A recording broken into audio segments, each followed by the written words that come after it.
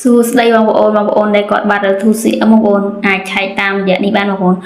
អូនចូលទៅជ្រុងបងប្អូនឲ្យបងប្អូនវាយពាក្យថា Facebook មកឲ្យបងប្អូនប្លុកចូល Facebook ឲ្យបងប្អូនចូល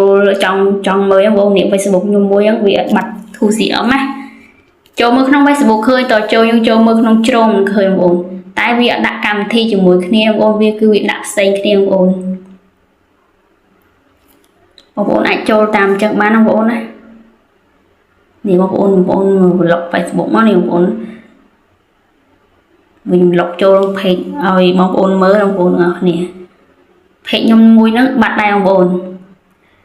មើលនៅក្នុងយើងមើលនៅក្នុងកម្មវិធី Facebook ក្នុង page ហ្នឹងគឺមើលឃើញទេតើយើងចូលមើលក្នុងជ្រុងមិនយើងមើលឃើញបងប្អូន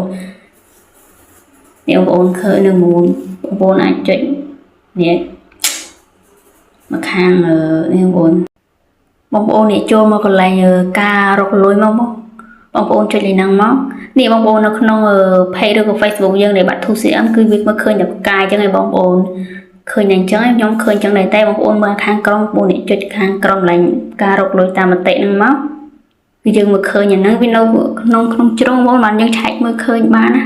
ក៏ពិតគឺវាបាត់តាណាទេគ្រាន់តែខាង Facebook គេដកយើងទុកសិនអញ្ចឹងណា